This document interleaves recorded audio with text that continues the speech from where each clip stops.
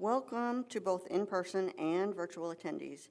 My name is Jennifer Fisher. I'm the Director of People and Culture at International Scholarship and Tuition Services. And we're excited to have you here for today's session, Beyond the AI Panic, Leading with Empathy Through Digital and Cultural Transformation with Krystina Jackson. Before we begin, I'd like to share a few important reminders. Please take a moment to silence your devices. If you're joining virtually, please note that when you open the session to view the chat and Q&A, it will autoplay, so it's important that your phone is silenced. Thank you for your cooperation. If you have any questions, you can contact the speaker directly after this session for follow-up, although she may have a few moments for comments depending on the length of the session.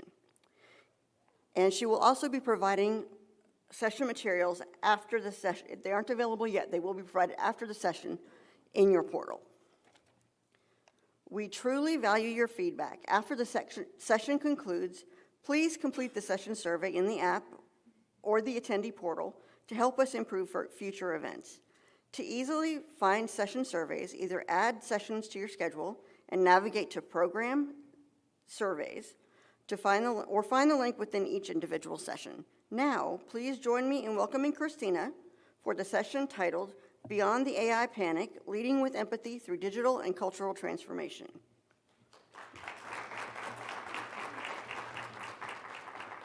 Hello, hello. Can everyone hear me okay? Perfect. All right, so this is going to be interesting, right? So my name is Krystina. This podium is tall. And I'm not. So this mom of five is getting ready to talk to y'all with heels on for like an hour, okay? If it changes, my height changes, we couldn't do it, okay? That's what happened. What happened is I couldn't do it. But we're gonna start there, right? We're gonna do it.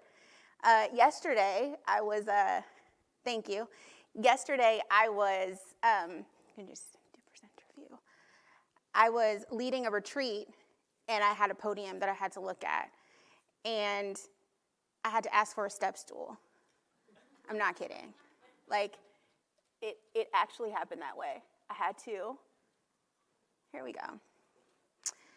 I had to use a step stool so that I could see the screen that was in the podium because I was on my tippy toes because the glare, like I couldn't see it, right? So then I get up here and I was like, oh gosh, thank goodness I have my heels. So we're good. Welcome to Beyond the AI Panic. Is there AI panic? Yeah. And how are we feeling? How are the conversations like in terms of AI? And if there's any comments in the chat, please let me know. But like, what is this feeling? Like, anyone describe it? You could like shout out. Like, what emotion is it? What are you feeling? Fear. I hear fear. What else do I hear? Anxiety, anxious. Ooh, your girl is perpetually anxious. I have 5 kids, they don't do anything, and they're always like, mom, okay, like, that's your anxiety, like, because we use these words at home. So, like, definitely my 9-year-old is like, mom, like, you're so anxious. So, yes, we have all of those feelings, all of those fears, and that's kind of what we're going to talk about today. My name is Krystina Jackson. I am the CEO and founder of Converge Consulting Group. Converge Consulting Group exists to create spaces where humans can be humans. This is why we talk about things about how people feel. This is why I ask, and eventually I'll ask you more questions about your feelings. But why? Because all of our workplaces are filled with human beings. And we as human beings are complex. We have a lot of feelings. We have a lot of emotions. And so the question is, what would it look like if we had spaces, not just in our homes or in our own communities that we cultivate, but the spaces where we exist, where our livelihoods depend on it? What happens then when we're allowed to be humans in that space, right? It's complicated a little bit, right? Because we have business objectives, we have ROI, we have all of those things. And so sometimes our humanity makes things sticky, muddies the water a little bit. But it still is worth a question, right, of asking what it means, because if not, some of the other things that we get are like stress, burnout, mistakes, turnover, right?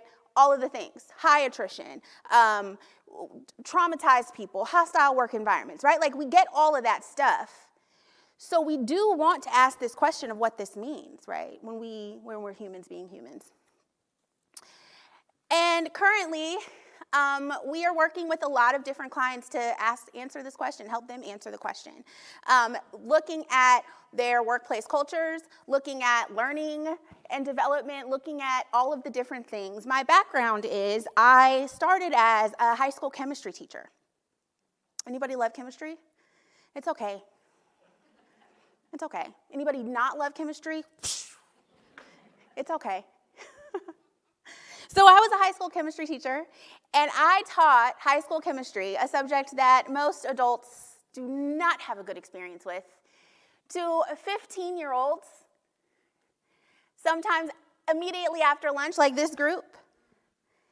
And half of my after-lunch class, and I really was like, let's have a conversation about next school year, because half of my after-lunch class were football players. Do you know what it's like to teach 15-year-olds right before they have a game? And I'm trying to talk about, like, I don't know, oxidation or like the periodic table or lithium or something. Negative. But that's where I started. I started with communicating and teaching a really difficult topic, oftentimes, to an audience that didn't want to learn about it. So what do I have to do? I have to make space for humans to be humans, 15-year-old humans to be humans. And that journey is where I started, and it's continued on until I have now in the adult space. I went to curriculum development, adult learning, things like that, and organizational leadership, organizational development, and now I'm here. And so what I'm talking about today is looking at what empathy can mean when we are addressing AI.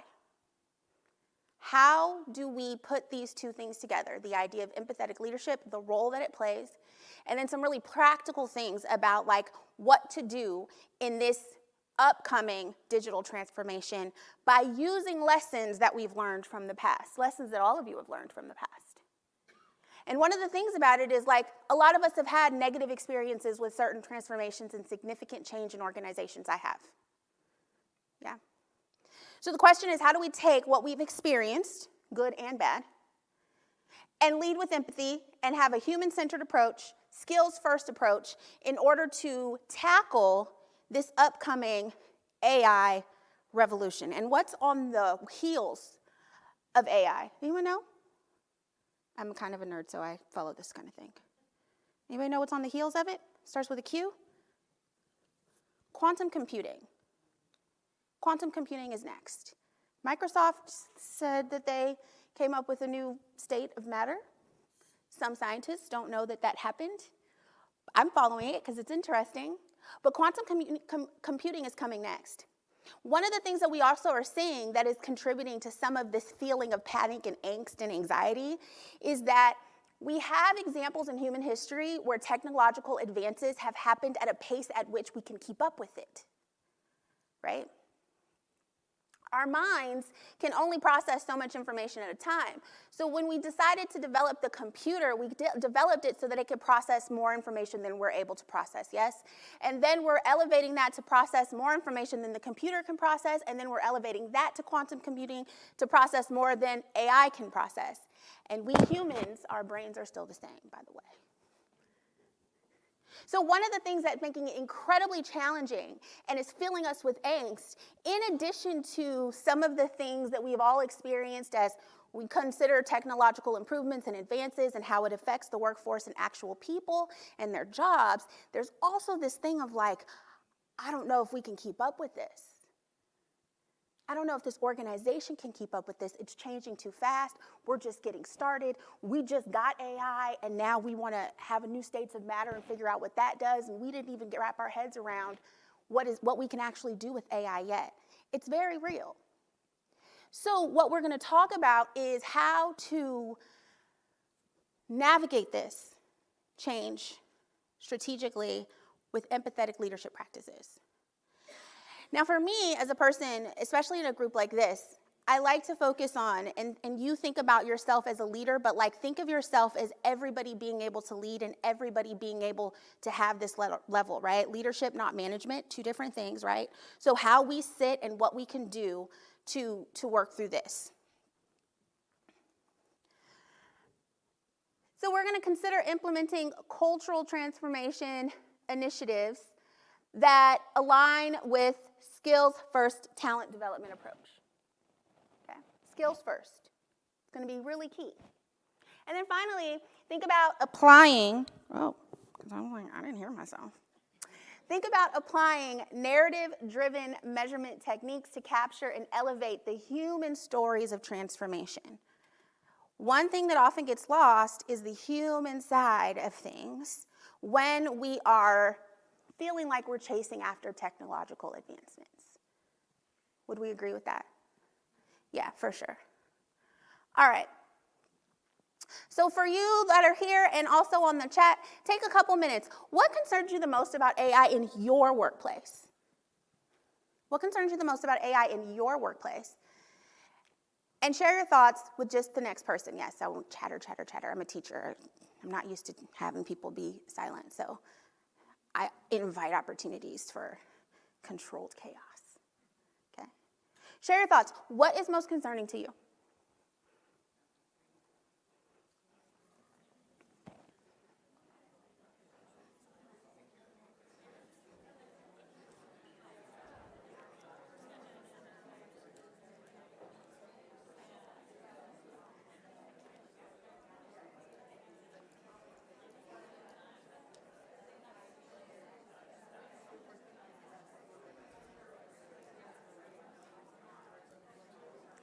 Love that sound. Now, as you guys are thinking through this, have you noticed that some of these fears and some of these concerns are coming up in y'all's conversations right now? Yeah? How many have fears about job displacement? And maybe not for you, but for others. Like collectively, like there's a collective feeling about like, is there going to be people displaced from their jobs? Yes? What about a collective feeling keeping up with rapid change? I already said that, but is that sort of a thing? Yeah, what about worries about losing the human touch? Have we already felt like we lost the human touch in some capacity? Yes. Do we like it? Sometimes. And sometimes not. So sometimes, confession. This is a confession. Sometimes I purposely call some place that has a menu that wants me to talk to the machine, and I just press 0, like I don't understand what you're saying, so I can get a human on the phone. For real, I do that. You do it all. Because sometimes I don't like it. I don't like having lost the human touch.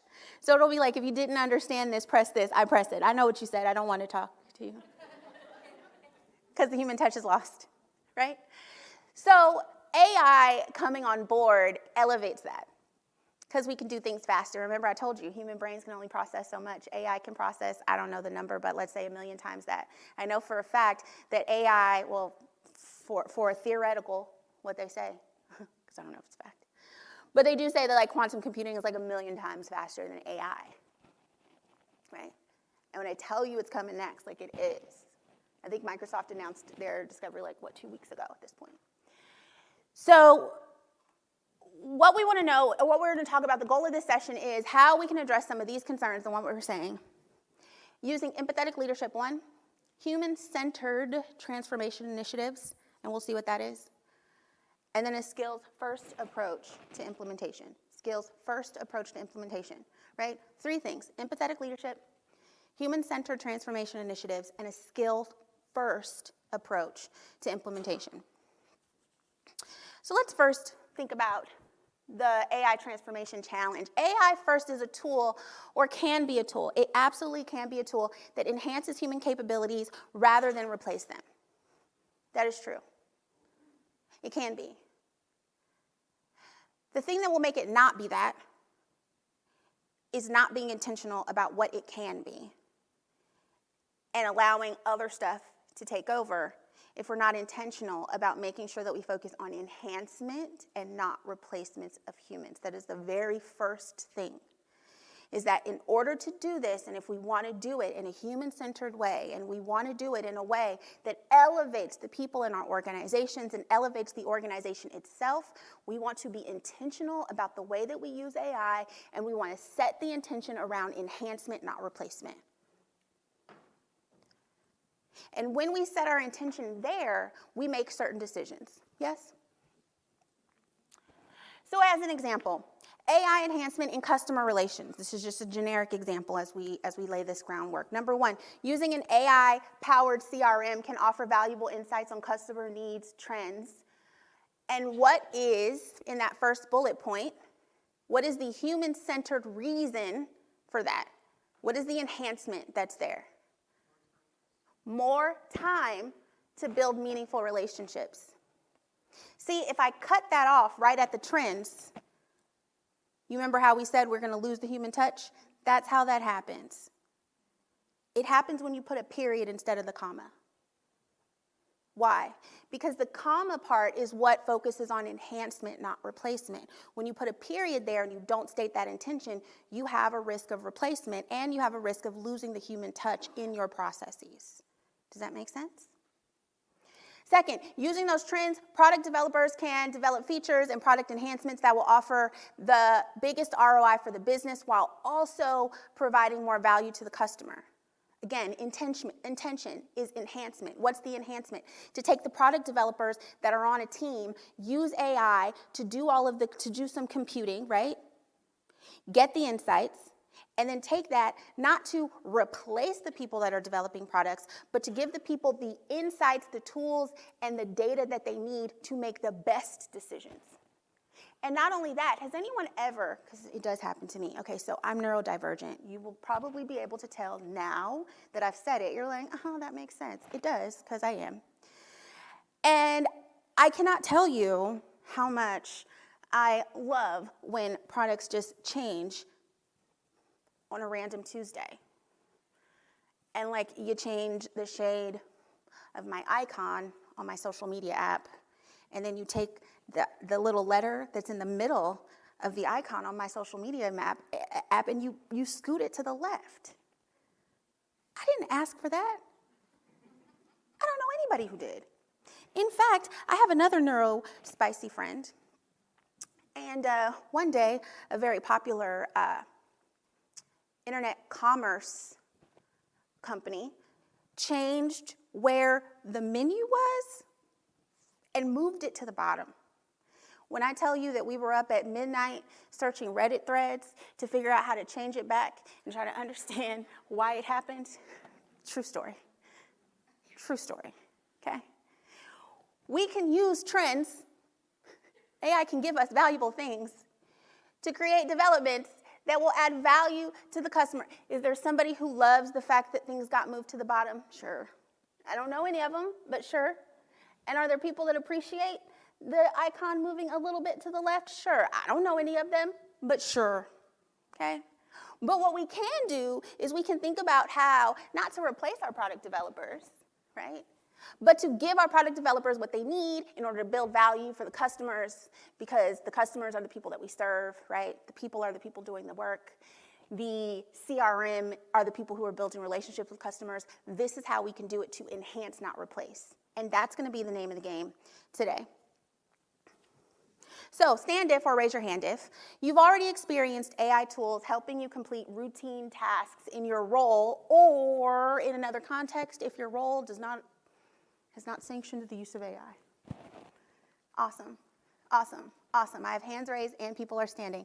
And then the next question, keep standing if the tools have given you more time to focus on the nice to haves of your role or provided other benefits. Yes, yes. Thank you for standing, thank you. So this is the thing. How many of us are overwhelmed by some of the day-to-day tasks that some of the things that we would like to have, usually the nice to haves, are the ones that improve our process efficiency? We have a process that works, but we do know what we could do better, but no one has time to do it because we're already in a clunky process that's long, and because we're managing the process that already exists, we don't have time to improve upon it. Anybody? Sounds like something? Right. We've been there. So what is one way that we can use AI to enhance that? We can think about ways that AI can take some of those tasks that are a little bit clunky, a little bit drawn out, etc., right? And focus on some of the other things that have been deemed nice to have in the roles, like retrospectives, like process improvement, like policy enhancement, like updates, like all of the like for those that manage people, like one-on-ones, like mentoring opportunities, like upskilling, right? Like learning and development. All of those things tend to be on the back burner. And what's interesting about that is when it's on the back burner, we're stuck in the processes that exist, and we don't have time to actually build capacity in the organization to fix the processes that we all hate. But when it comes down to it, the upskilling is always at the back. It's always at the back. And we keep complaining in the front. We can meet a human need by taking some tools and bringing some of the things that are usually on the front that we don't have time to do and push them toward the front. Because learning and development and research and development is imperatively important to innovation overall. And innovation overall is really important for sustaining any business in a changing environment, right? We cannot be adaptable if we cannot upskill and learn how to increase our skills to deal with the changes, right? So what happens is when we have a space and such a large gap between the work that we're doing and upskilling, we end up putting businesses and organizations at risk to become obsolete. That's what happens. They become obsolete. And that puts all of us at risk who are working in those organizations. So those of us that are in learning and development, we're always advocating for L&D to be moved a little bit forward. Not just for the purpose of learning. I'm an educator. I love learning just to learn. I know things that one day I'm waiting for the day that someone will ask me a random fact about a random thing that I know about, and I'll be like, yes, tell me, because I like to learn. But otherwise, there's some of us that do that. But there's other of us that know what the role that learning and development actually plays in sustaining an organization, in the longevity of an organization. And the fact of the matter is that even with the best of our ability and our intentions, a lot of times we just don't have time to do it. That's fair and it's true.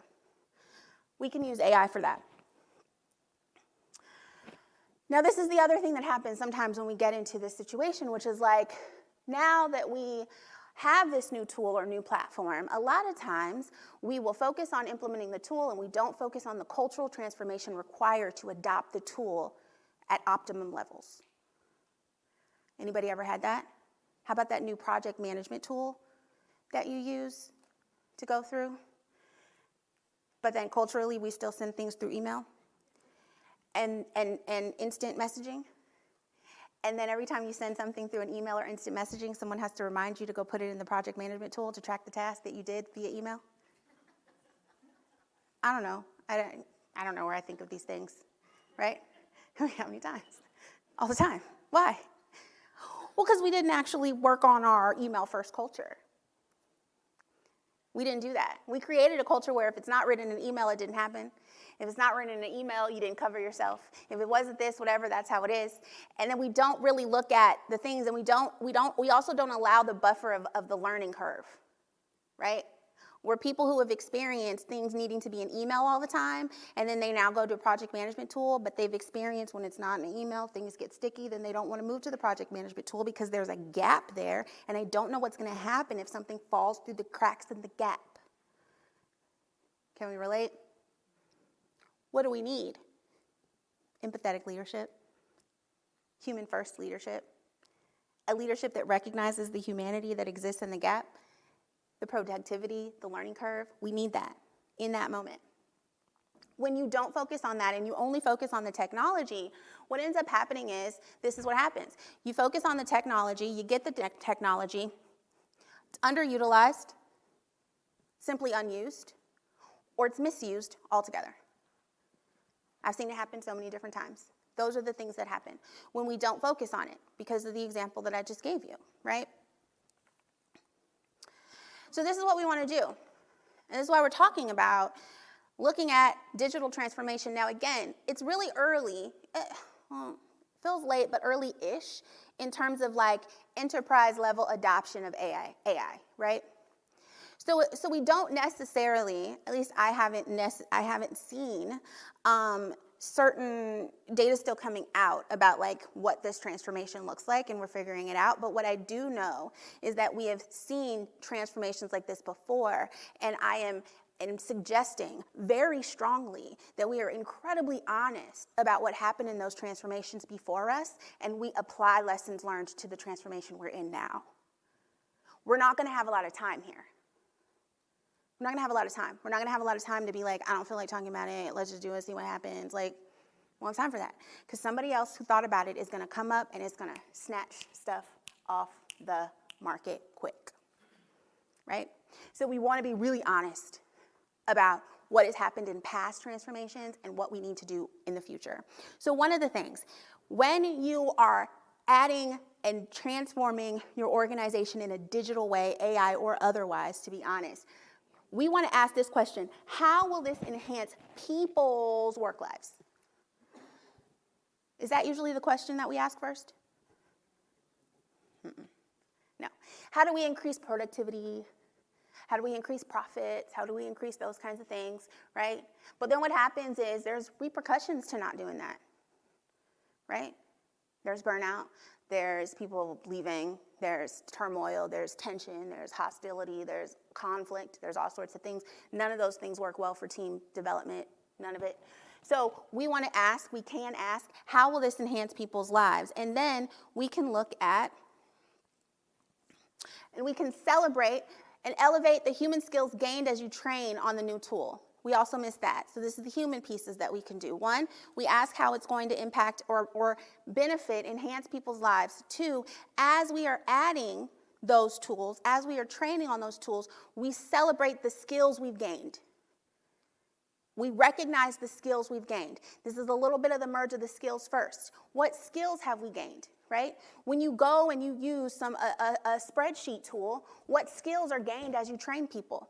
Data, right, analysis, maybe some SQL, maybe some code, like, right? We can celebrate the concrete skills that are attained or acquired during the transformation, right?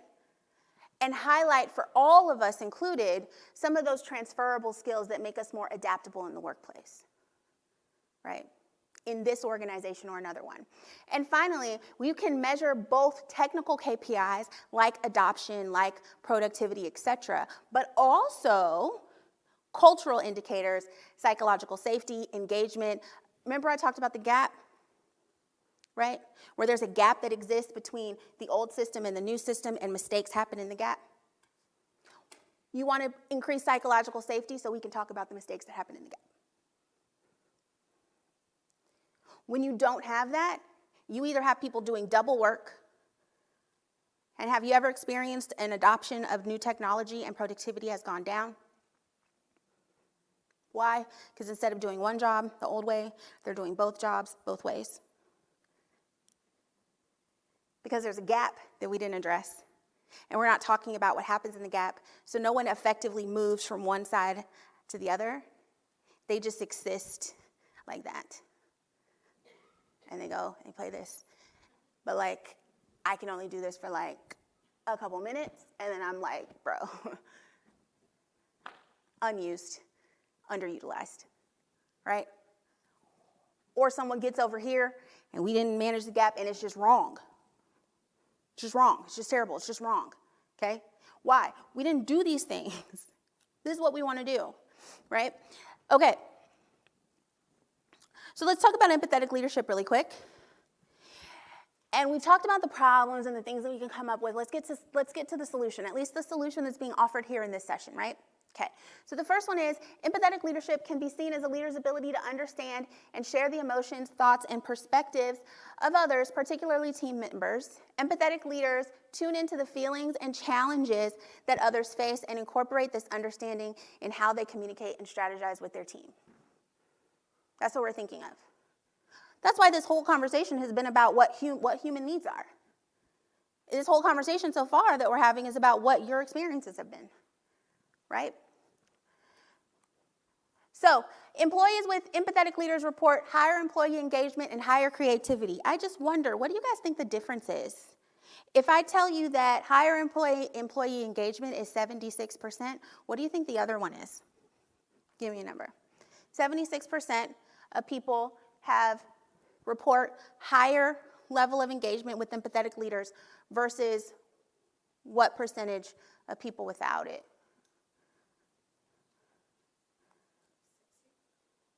32%. 32% of people. The spread for creativity, 61%. Let's take a look at that. These are the differences of what people report in terms of their creativity and employee engagement when they have empathetic leaders. And there is a direct line between creativity and innovation and longevity of an organization, right? Direct correlation between the two. Direct correlation with complex problem solving and creativity. Direct correlation between creativity and innovation. Direct correlation between innovation, longevity of organizations, right? When you have 13%, like that, only 13% of people report that they are creative under that type of leadership versus 61% that are able to tap into their creativity under empathetic leadership. It should be empathetic leadership all day, right? So now, this is known. 80% of senior leaderships recognize that there's an importance of empathy, meaning all the data I just told you, we knew that. Thanks, Chris, for telling us what we already knew. We knew that. But only half of their organizations do it, and the question is, why? What do you think is causing the gap? I have an opinion of things that I've seen, but what do you think? What do you think is causing the gap? 80% of people, 80% of senior leadership recognizes the importance of empathy, but only half of the organizations actually implement it. It's a pretty big gap, considering that the vast majority of leaders recognize the importance, but they don't do it. So why? Say it again? It's not been modeled effectively. Not been modeled effectively. Any others? No, we need emotional intelligence, right? Yes. But she's saying they lack it. They lack emotional intelligence. Yep. What else? It's not what's rewarded. Wow. It's not what's rewarded. Well, if that's not a turning point for a whole other conversation, I don't know what is. It's not rewarded, right? But we know that people need it. We know what it does, but we don't have effective tools, strategies. Perhaps, I don't know. I have an idea of what I've seen in my experience having these conversations. First, I want to say, empathetic leadership is not a nice to have. It's a business imperative. That needs to be what's said all the time. Empathy is not weak. It's not whatever. And even if it is weak, it can make money. So, I mean, I don't know. You know what I mean? But it's a business imperative if you want to stay here. And I'll talk about how this works out, because what happens is we have empathetic leadership, but you have these changes and we start having problems whenever we go to implement it, right? And this is where it comes down, and this is where rubber meets the road. When we move here, and we will connect these two concepts, but change to resistance is normal and can be effectively supported. I like to use the word supported. I don't like to use the word managed. I like to use the word supported, meaning that humans can be supported through resistance because resistance is inevitable. And not only is it inevitable, I don't even like that word very much because it's normal.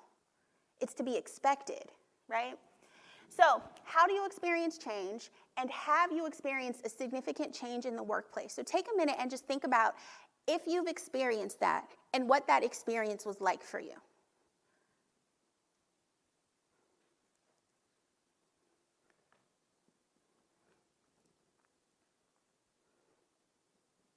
Here's the thing. Resistance to change is a matter of wiring for survival. It's our wiring, it's our brain, quite literally. It's how we are wired. Change, usually like changes in an environment, our bodies can register as a threat because there's something unexpected, right? And if it's something that's unexpected, then you can say there's a 50-50 chance that this change will harm you or this change will benefit you. Maybe 33, 33, 33 if you want to add neutral, but for the sake of the conversation, we're going to say 50-50, right?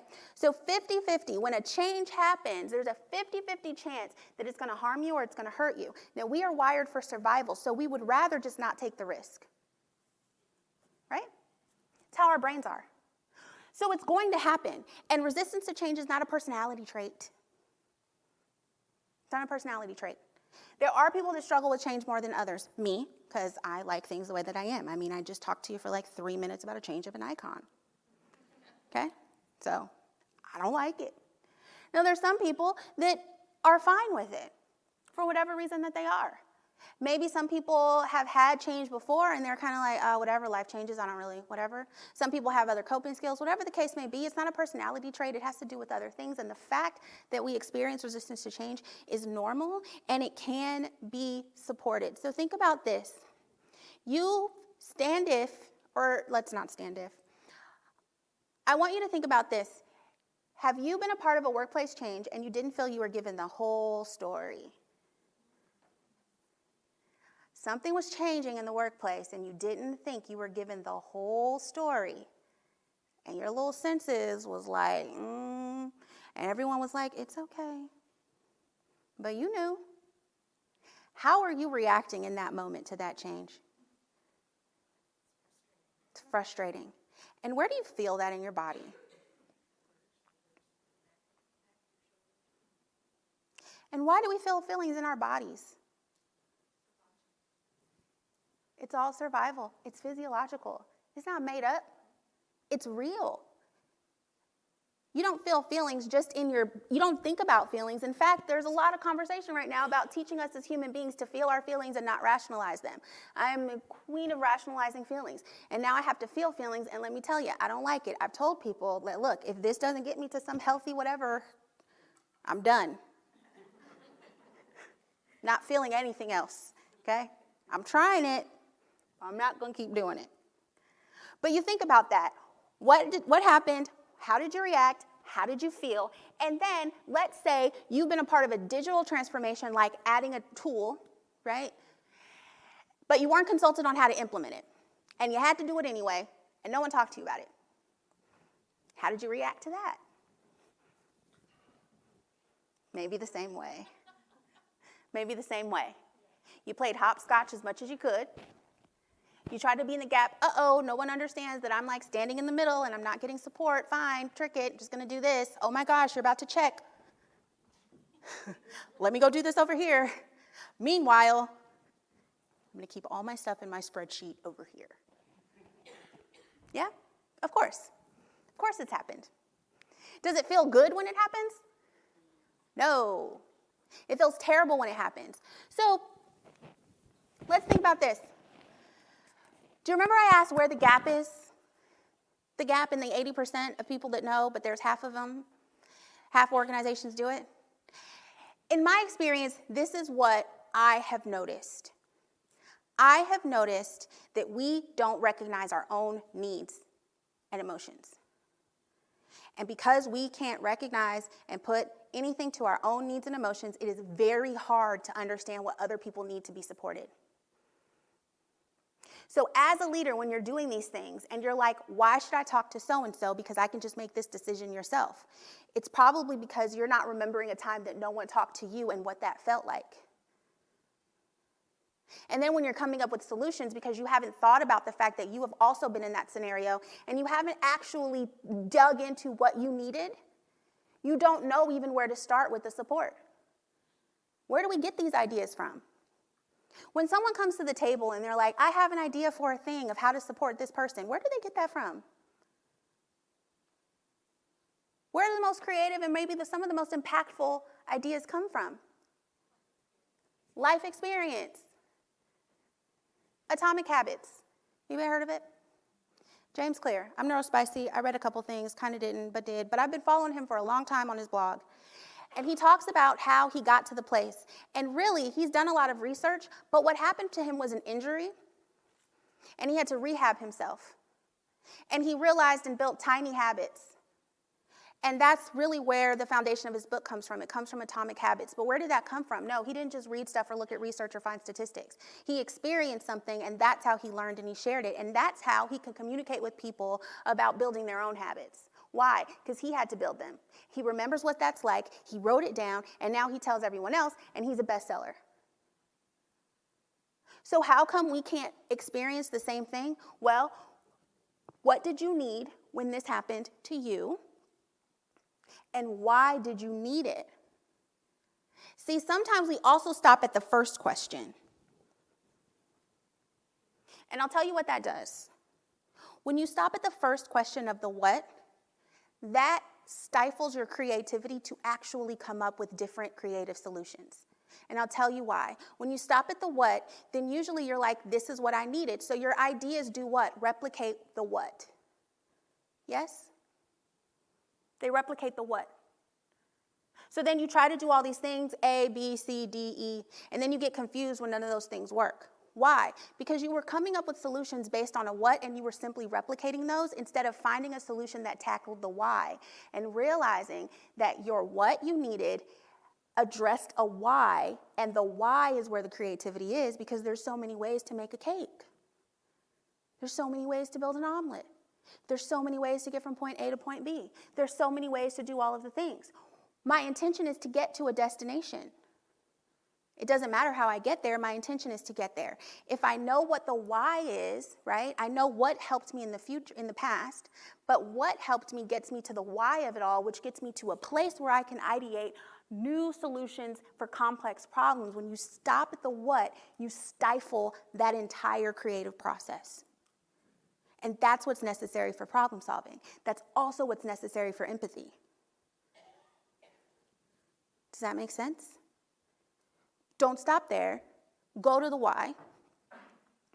Because at the end of the day, what we just talked about in those things were transparency and inclusion. In transparency is, remember I said, have you ever had a workplace change and you didn't feel like you had the whole story? What did you want? The whole story. Why? Because. Why did you want it? Didn't make stuff up. Your anxiety can run away from you. So you could know what you needed to do to protect yourself. You don't want to be in a situation where someone's like, everything's fine, and the whole time you could have been mentally preparing yourself to make a shift. You want to know so that you can protect yourself, so that you can know what to do, so that you can use the data as an adult and make the appropriate decision that you can make. That's what that does for you. It helps you in your survival. Now, if we all understood that as leaders, that transparency aids in our survival, our ability to survive. Currently, transparency gets demonized because what? You're being nosy and you're all in my business and you don't need to know that. Right? When you do that and you look at transparency that way, then there are definitely gates and all this stuff on conversations. But if you look at transparency as like, maybe people want to know stuff so they can know what to do with their own lives, would it change the way we could approach transparency? Absolutely. If we look at inclusion like, oh my gosh, everyone just has an opinion. Oh my gosh, everyone has an opinion. No, I want to be included so that when you ask me to do the thing, I can do it the way that you want me to do it. So I can continue to be as productive as you expect me to be. And honestly, when you add this transformation, you don't just expect me to be productive as is. You expect me to be more productive, yet you didn't ask me how to implement it or how to even work it. So really, when we look at inclusion, it's like, oh my gosh, everyone just wants to have a conversation. Everybody wants to be at the table. No, everyone wants to get to the goal because that's what they're here for. How can we really get there if we don't include the people that are supposed to be there at the table, that are impacted by it, right? The ways that you can reframe these two things in an empathetic way to guide the way, right, that we manage digital transformation and cultural transformation. Now, here we go. This is what we do, okay? This is what we do, and this will be provided, but this is what we do. So first, a question could be, what can this AI do? No, we don't care about that, to be honest with you. I mean, we do kind of, but not really. What human needs can AI address in our employees? That's the question, okay? When you start these conversations, that's the question. Not the capabilities of the tool, but the needs that the tool can address. which is also, by the way, how you can find the appropriate tool.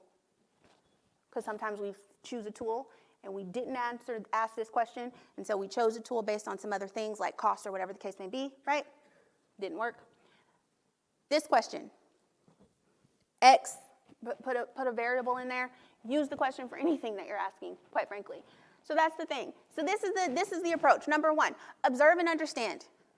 Spend time with people who will use it. The inclusion part, right?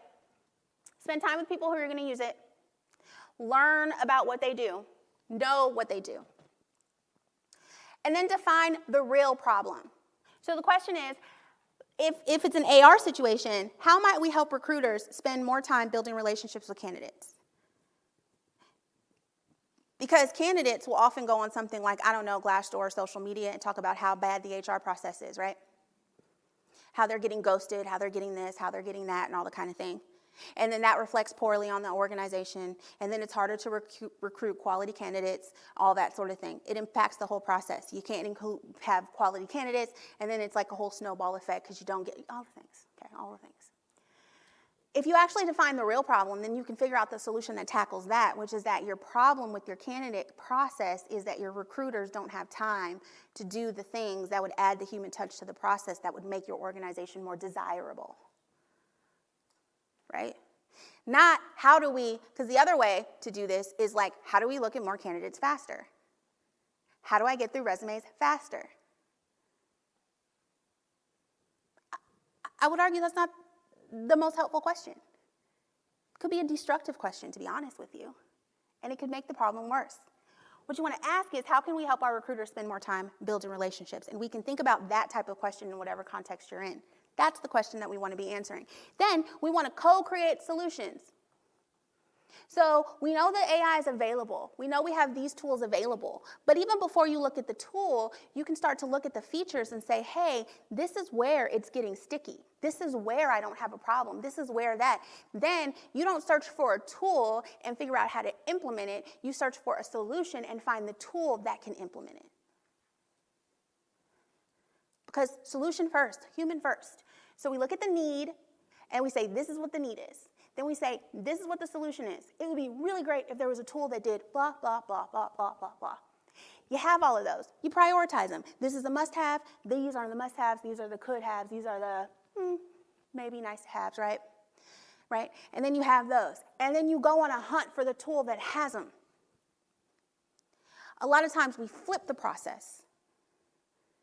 And we start with the tool, and we say, how can this tool affect blah, blah, blah, blah, blah? And then you go and you implement a tool, and it just, you know what I mean? Gosh, it's frustrating. I don't even do this anymore, and I'm frustrated thinking about the fact that I have done this in this moment. It's wild. Then, test and iterate. And this is the other part of the iteration part that sometimes people do iterate, but I want to be really clear about the iterate, is that work with the test group on the implementation strategy. That's the key that's missing, right? We test and iterate. I've seen a lot of companies test and iterate, but then you have a committee work group, right? And then you have volunteers and you've tried it with the program. And then the committee says, thank you for your feedback. And then they go back over here and they're like, this is how we're going to implement it, right? When really, I don't know, we should have the people say, you've used it, you've tested it, what would make the adoption work?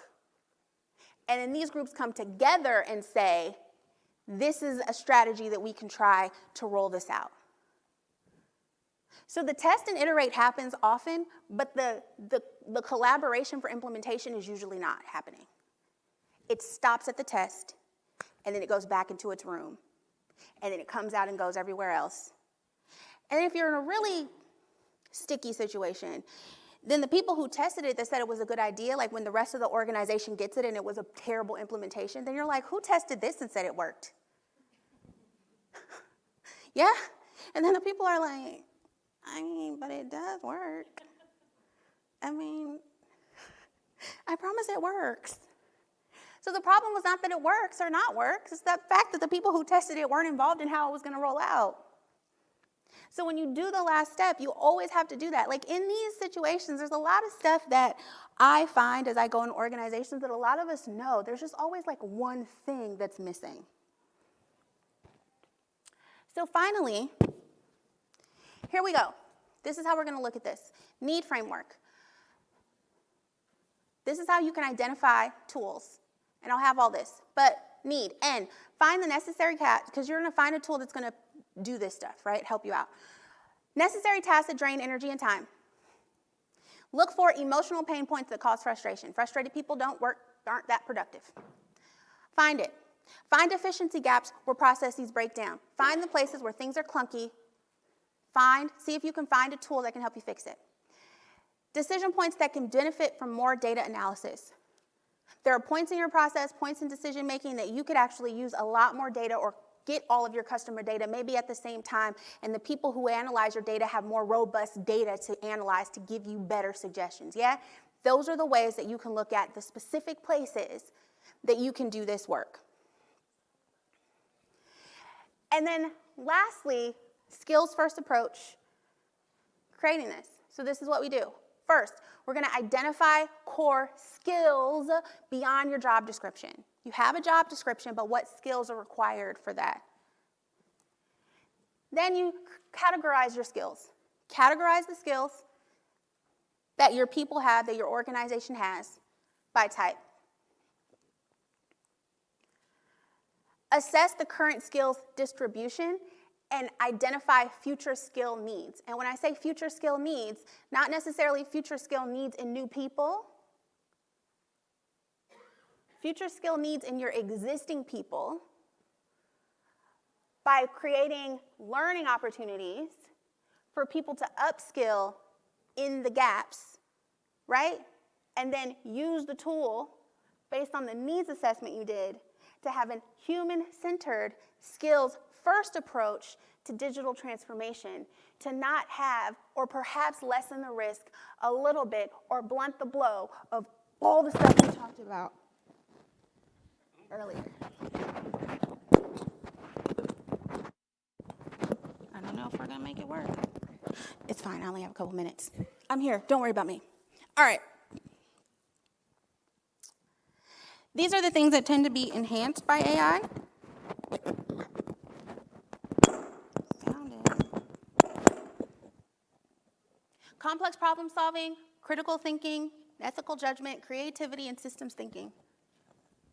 These are human skills that honestly I've not yet seen AI be able to replicate effectively. It's getting so much that when people use AI to create art, you can tell that it's art that is generated by AI.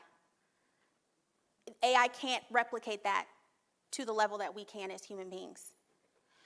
So as we get ready to think about this is what we want to leave with, okay? This is what we want to leave with. We've talked about empathy. We've talked about the need for empathy and how it works. We've talked about the imperative, right? The requirement, the need to do cultural transformation with digital transformation because we've all done it. And then we will understand that these skills can be enhanced by AI because there are certain things that AI will never be able to do like we can. At the end of the day, it's still a computer and it still uses numbers. And we're human beings. So this is where we want to be and where we want to get. Last, you guys can take a picture of this. When you're looking and you're measuring, we don't only want to measure the quantitative data. So I've talked about this. We've talked about this all day. Adoption metrics, performance metrics, people metrics, business, all that, we know that. There's the other side of it. If you want to have a human-centered approach to digital transformation, you want to look at personal growth. You want to celebrate the ways that people have been able to innovate using the tools. You want to have challenge stories, so be honest about the difficulty of it and possible solutions, or allow space to think about possible solutions. And finally, impact stories, either on your business, on your workforce, on your team, on employee well-being, on conflict resolution, on all of the things. Digital transformation, if you want to have a truly human-centered approach and an empathetic approach, then in your planning, in your implementation, and in your measurement, you want to make sure that you keep humans first. And that's what we're going to do. We're going to keep humans first, and we're going to go beyond the AI panic. Thank you so much.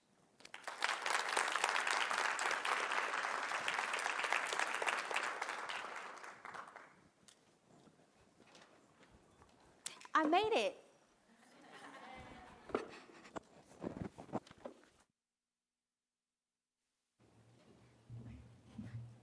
Thank you, Krystina, for such an insightful session. Before you go, please remember to complete the session survey, whether you're here in person or joining us virtually. Your feedback is incredibly valuable to us. To easily find the session surveys, either add the sessions to your schedule and navigate to program surveys, or find the link within each individual session. Thank you again for your participation, and we look forward to seeing you at future